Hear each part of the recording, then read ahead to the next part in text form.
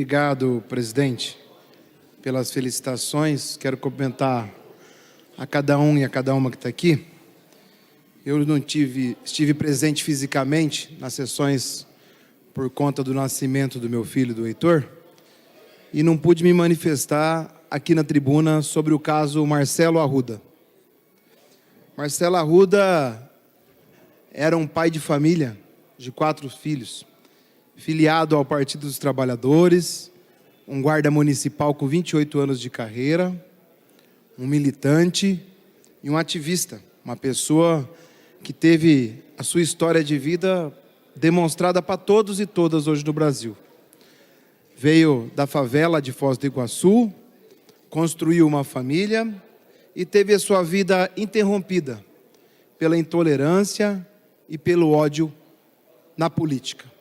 Ódio e intolerância que é promovido por muitos atores políticos atualmente, principalmente por o inominável que ocupa a presidência da República. Essa exaltação à arma, exaltação à violência, ameaças veladas, críticas às instituições como o STF, descreditar em urnas eletrônicas e ameaçar ter rebeliões, usar o nome do Exército ou de Forças Armadas, fizeram que o Brasil se tornasse o país do ódio. O país do ódio, ao mesmo tempo o país da miséria, com 33 milhões de pessoas passando fome. O país do ódio e o país do desemprego, com mais de 15 milhões de pessoas desempregadas. O país do ódio, da violência e a 13ª economia mundial, que largou de ser a 6ª. Mas, se fossem danos somente econômicos e sociais, a troca de um governo já resolveria de claro isso. Mas promoveu-se um ambiente onde as pessoas passaram a ser pressionadas psicologicamente, politicamente e agora fisicamente. A morte do Marcelo Arruda tem as mãos do bolsonarismo. A morte do Marcelo Arruda precisa de investigação mais pontual, mais célere, no sentido das provas a serem colhidas e outras coisas mais. E eu venho aqui hoje, presidente, falar disso. Quero aqui me dirigir ao governador Ratinho Júnior. Governador, nós precisamos fazer com que as forças de segurança do Paraná transmitam mais tranquilidade nas apurações para a população e para as famílias. E aqui eu quero falar das 2 famílias. A esposa do Jorge, do assassino, sangue frio bolsonarista, não tem culpa do ocorrido juntamente com o seu filho, obviamente. A Pamela, esposa do Marcelo, junto com outros filhos do Marcelo, estão sofrendo muito. E as lacunas que estão expostas por conta do inquérito precisam ser debatidas. Primeiro, o inquérito prematuro, com 6 dias apenas. Hoje era a data para a entrega final do relatório, mas não. O governo do Paraná, através da força criada, entregou de forma rápida esse inquérito. Cheio de vícios. Primeiro, pela delegada Iane, que anunciou a morte do Jorge e depois de 12 horas voltou atrás. Colocou a culpa no hospital e o hospital foi informado ao deputado Tadeu que não houve morte. Muito pelo contrário, que eles não fizeram isso. Segundo, a tal tese de que o assassino teria voltado ao local do crime por causa de ser humilhado. A esposa do Jorge, em seu depoimento, nunca usou o termo humilhação. Da onde a delegada retira a tese humilhação, que ele voltou porque foi humilhado, porque foi tacado terra nele. Um outro ponto que a gente tem que colocar é também a tese da ronda costumeira. Olha, não existia a ronda costumeira. Ele deixou o Jorge, o assassino, à direção da associação em dezembro e, segundo os relatos das testemunhas, passou uma vez durante todo esse tempo a fazer ronda. E ainda não é sabido dizer o dia, a hora e local. Ou seja, não existia a ronda costumeira. O que existe de fato é que o Jorge estava acompanhado do seu amigo Vaguino, do seu amigo Murbach e talvez de outros mais, porque não conseguiram qualificar ainda exatamente, num churrasco, onde foi lhe mostrado via celular imagens de uma festa de aniversário que estava ocorrendo na associação e que tinha toalha vermelha do PT, toalha do Lula e era uma festa temática. E o Jorge ficou indignado, enfurecido. E sabe Deus lá por quê? Foi ao local onde não era convidado e nem conhecia as pessoas. Chegou com palavras de afronta, chegou gritando aqui é Bolsonaro, porra, como mostra as gravações e que inclusive passou no Fantástico domingo.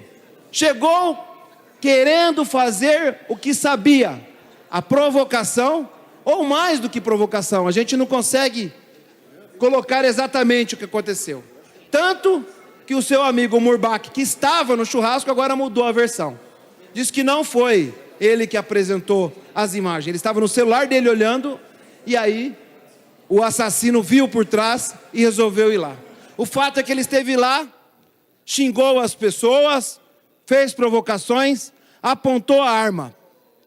Ao Marcelo, ao sair junto com sua esposa, aliás, a policial civil já havia se identificado como policial e pediu para ele parar com isso e recolher a arma. Ele não recolheu. Resultado final, foi para casa, deixou a família, pelo menos parece ser a casa, e voltou e cometeu um assassinato. Entrou atirando. E não tem como essa tese que não houve motivação política. O cara foi ao aniversário de pessoas desconhecidas por motivo político. O cara chegou com o som ligado da música do Bolsonaro, por motivo político. O cara sacou a arma, motivação política. Mas na hora de disparar o gatilho, não é motivação política. A polícia do Paraná precisa dar mais esclarecimentos. Não foram apreendidos no tempo normal os celulares, não foi quebrada o sigilo telefônico, os das mensagens, os do aplicativo, tanto que, para surpresa de todo mundo, nesse domingo se suicidou o Claudinei Cogo. Aliás, nossa solidariedade à família. Outra pessoa que fazia parte do processo, que sequer foi ouvida pela polícia do Paraná. Ou seja, tivemos testemunhas indicadas pelos familiares não ouvidos, não tivemos averiguação dos aparelhos telefônicos, a gente não sequer fez um rastreio do GPS da movimentação do Jorge, o assassino, e não sabemos se ele foi lá por alguém ter motivado ou não, ou se quando ele veio da primeira vez e voltou na segunda, falou com alguém, trocou mensagem ou se falou. Ou seja, há muitas lacunas expostas. E eu quero aqui, para encaminhar, pedir algumas coisas. Primeiro, deixar claro que o inquérito é para toda a sociedade, não é só para a delegacia ou só para uma família. Segundo, precisamos que todas as perícias estejam contempladas no processo do inquérito, desde a gravação de imagem, do celular do homicida e todas as demais sejam concluídas amanhã pelo Instituto de Criminalística, para se ter, amanhã que eu digo o mais breve possível, para se ter informações mais precisas. Solicitamos, presidente Traiano, uma reunião com o governador Ratinho Júnior. Precisamos sentar com o governador para ajudar a elucidar esse crime. Não estou aqui criticando o governador, não é isso. É que esse tema é delicado, precisa de resposta mais rápida por tudo que está sendo exposto, que pode ter faltado no inquérito. Ontem, o juiz de direito da terceira vara criminal ordenou novas diligências imprescindíveis pelo oferecimento de denúncia do Ministério Público, que comprova que a conclusão do inquérito policial foi precipitado. Atendeu também novas diligências solicitadas pelo advogado de defesa da família da vítima. Ou seja, há espaço para reconstruir isso. Precisamos, deputado Tadeu, deputado Jacovazzo está aqui hoje, que estiveram ontem em Foz do Iguaçu acompanhando. Hoje conversamos com o Dr. Leonir Batiste do GAECO e com a delegada Camila, que tenha mais informações contidas nesse inquérito. Do jeito que está hoje, ele é frágil, não responde nada. E sim, precisamos destampar nele a real verdade, que é a motivação política. Não podemos esconder isso. Ainda mais porque estamos se aproximando do dia 2 de outubro, os ânimos podem ficar ainda mais acolorados e terem novos crimes como esse. Então aqui, não é uma questão do PT, do partido A, do partido B ou do partido C, ou da oposição à situação. É uma situação do povo brasileiro. Deputado, por favor, um minuto para concluir. A gente precisa de respostas para toda a sociedade, inclusive brasileira. Nós precisamos que o governador participe desse processo. Seja o ordenador junto à polícia para tratativas mais pontuais e científicas de inquérito. Não podemos transformar isso numa guerra política. E o que muitos aqui fazem discursos inflamados, como antes, um pouquinho da minha fala aqui. Precisamos que esses obstáculos sejam removidos, presidente, para o caso não ter que ser federalizado ou encaminhado à Corte Internacional de Direitos Humanos. Aqui nós precisamos de parcimônia. Eu não estou tirando a credibilidade ou criticando a Polícia Civil, não. Eu estou criticando alguns processos precipitados que ocorreram pelas duas delegadas, ao que me parece, ou alguns participantes do processo de inquérito. E a gente precisa de justiça, e justiça com J maiúsculo.